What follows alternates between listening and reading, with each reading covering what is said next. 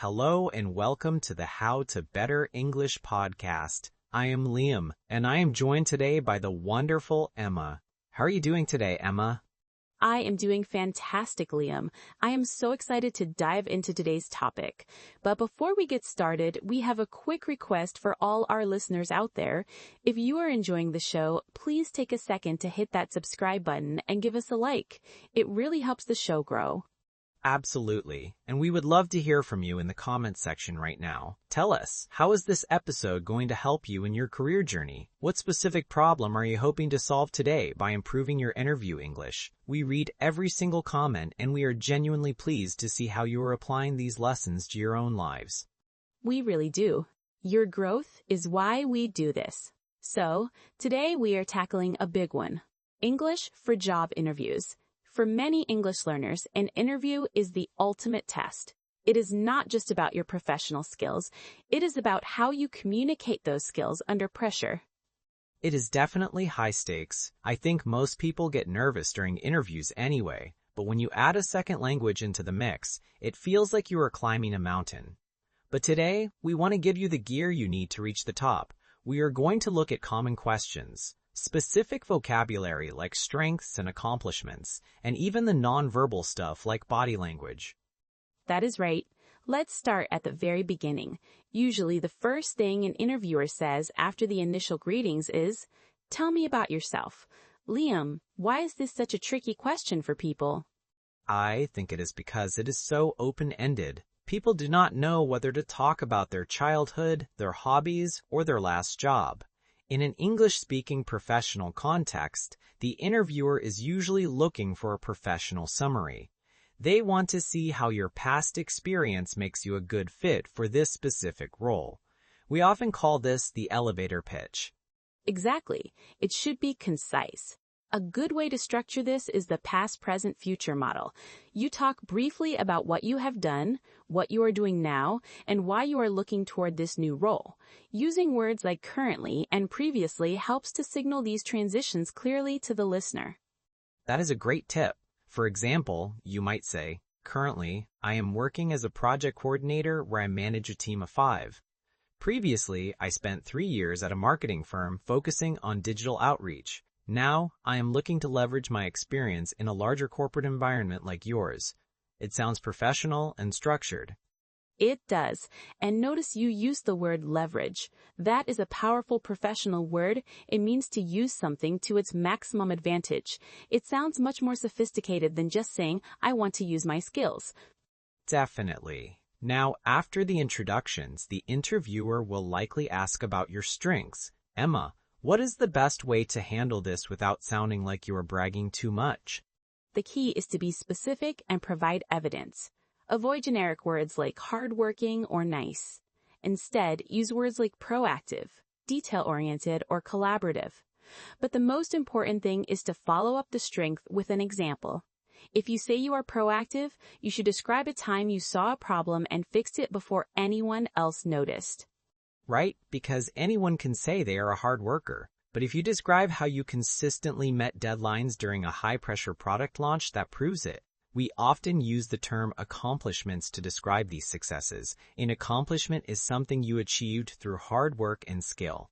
And when you talk about accomplishments, you want to use strong action verbs, words like implemented, spearheaded, negotiated, or developed. Instead of saying, "I helped with a project," say, "I spearheaded the development of a new client tracking system." It shows leadership and ownership. Spearheaded is such a great word. It literally means to lead a movement or project. Now, let's talk about the flip side, which everyone dreads. What is your greatest weakness? This is where many English learners get stuck because they do not want to say something negative that might lose them the job. This is all about the growth mindset. The interviewer is not looking for a flaw that makes you bad at the job. They're looking for self-awareness and a commitment to improvement. The best way to answer is to mention a real minor weakness and then immediately explain what you are doing to overcome it. So maybe something like, "In the past, I sometimes struggled with public speaking. However, I have been taking a public speaking course and volunteering to lead small team meetings to build my confidence." Exactly. You showed you identified a problem and took action. You used the word however to transition from the negative to the positive. That is a very useful transition word in an interview setting. Let's move on to the STAR method. This is a very common technique taught in career coaching. STAR stands for situation, task, action, and result. Emma, can you break down why this is so helpful for someone speaking English as a second language? It provides a formula. When you are nervous and speaking a foreign language, your brain can get scrambled. The STAR method acts as a map. Situation, set the scene. Task, what was the challenge? Action, what did you specifically do? Result, what was the positive outcome? By following this, you ensure you do not ramble or get lost in your sentences. It also helps you use different tenses correctly. You start in the past tense to describe the situation, and you move through the actions you took. It is a great way to show off your grammar control. For example, if the question is, tell me about a time you handled a difficult customer, you can use STAR to keep the story logical and easy to follow.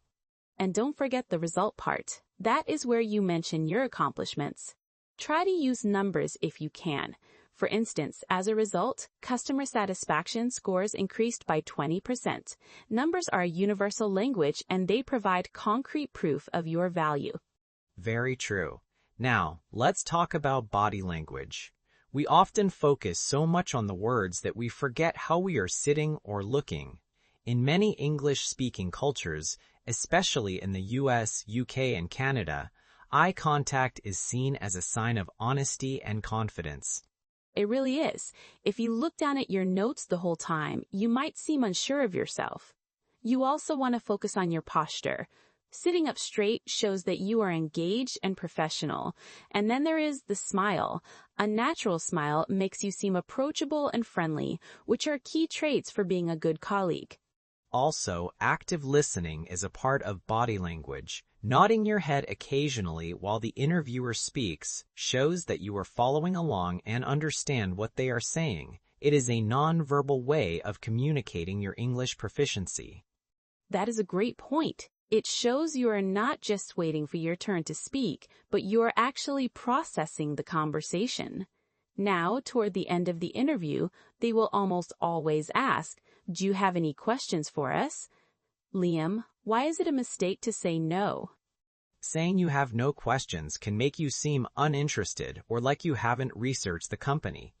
This is your chance to show your curiosity and your long-term interest.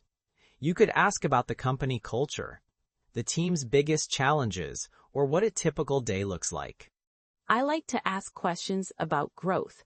Something like, what does success look like for someone in this role after 6 months? It shows that you are thinking about your future contribution to the company. Contribution is a key word there. It shows you are thinking about what you can give to the company, not just what they can give to you. It is a very professional perspective. And once the interview is over, the work is not quite done yet. We need to talk about the follow-up. This is usually a thank you email sent within 24 hours.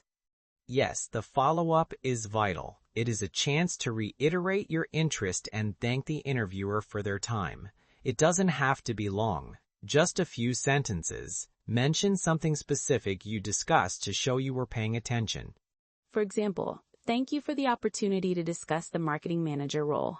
I particularly enjoyed our conversation about your upcoming expansion into the European market.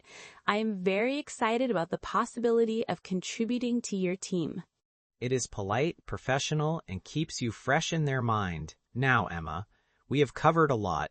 Why don't we recap some of the key takeaways for our listeners? Great idea. First, preparation is everything. Have your elevator pitch ready for the tell me about yourself question.